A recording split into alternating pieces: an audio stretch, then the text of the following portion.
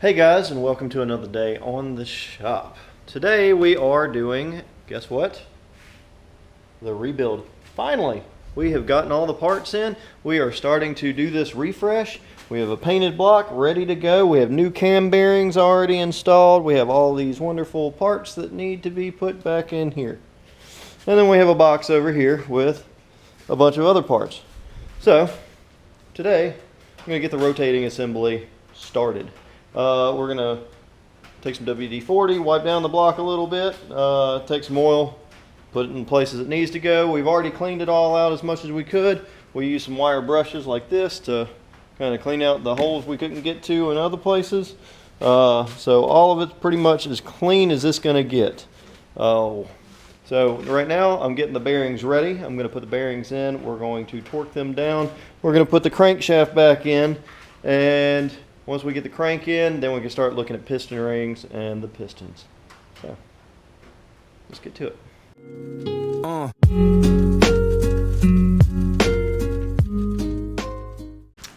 So, if you didn't know what has happened and why I have this small block Chevy, then take a look. This is my 80 Camaro Z28. It's built for the street strip kind of deal. Stock 350.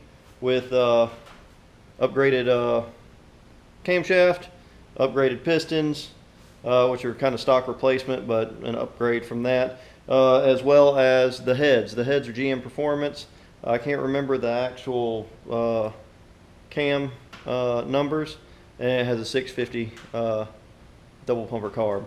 So that's what we're working with. Anything else other than turbo 400, long tube headers, short exhaust, 456 gears in the back, 3500 stall torque converter, and so it's ready. Got these wonderful black rally style wheels on it. Got 245s in the back, which are stretched as far as they can go for a 10-inch wheel, which it's what I had and what I could get on there as quick as I could. Got my oil pan ready. It's cleaned out, ready to go. We got some wiring we're still going to have to figure out later. But anyway, what happened was I was going to the DMV to get it registered so I could actually street drive it, and I hit zero oil pressure. So when it hit zero oil pressure, shut it down, couldn't figure out why. Once I got home and tore apart the entire block and looked through it, you can see in the previous videos of this Camaro, it showed some wear, but previous wear, because this thing had been sitting for almost 15 years. So, and they had ran it hot back then. Well, I changed the oil and everything else, and this, that, and the other. I think something was in there, clogged up one of the ports. I don't know if my oil pump went out. We do have it here. I do have a new one, so we don't have to deal with that one anymore. So, yeah. So today is just a couple of little nitpick things and slapping it together as quick as I can the right way, torquing it all down and getting ready for it to go back in here so we can hear this wonderful thing crank. So as we get to going, we get to these crank bearings.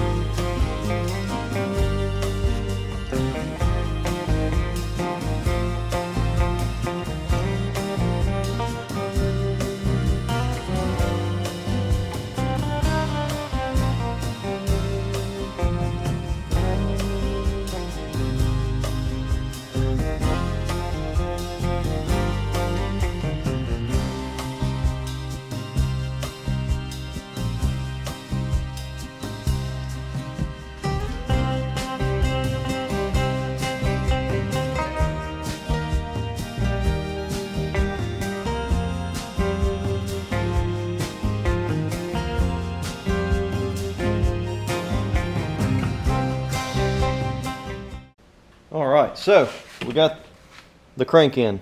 Bearings are in. Do not forget to put your rear main seal in, especially if it's a two-piece. This is a two-piece. You got to put it on a certain way as well. Let's see if I can lift this up. Oh, see that groove, that little flap? That goes towards the engine, towards the middle of the engine. So once you put it on there, put a little bit of oil on it, and then we're going to get to the torquing sequence of all this in just a second. So that's what we're doing. I've cleaned off all the bolts and everything. Everything's ready to go. There's still engine lube, assembly lube on the crank, so it's going to be rolling good. I wrote down everything. So you're going to start out with the inners, inner bolts. You're going to do them at in sequence of like 35, 45, 55, up to 65 or 70. As you go through the sequence with them, as you're going 35, 35, 35, 35, you're going to come back and do the outers 35. And then you're going to come back and do the same thing again, or you're going to do 45, 55, 65, so on. The numbers I got from Summit was the outers are 65 and the inners are 70. The front cap is 40. I think. That's 3/8 bolts. 7/16 gets 65. 3/8 gets 40. So let's get to cranking these on down.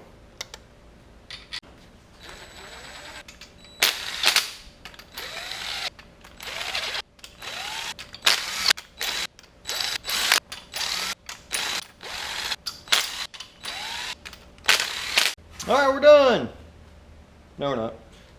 Got the torque wrench out. I'm doing 35. I'm going to do 35 here, here, here, here, here, here, here. So that's how I'm going to do it. So let's knock this out.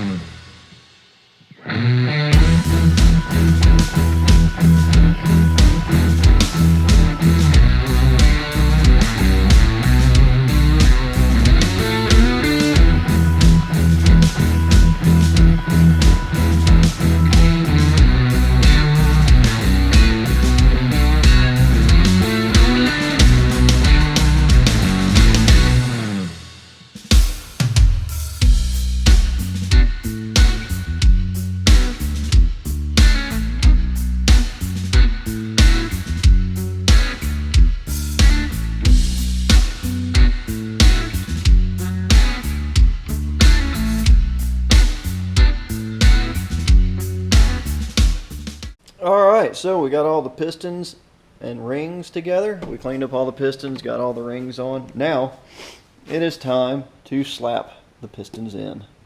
So, let's get this short block going. Yeah.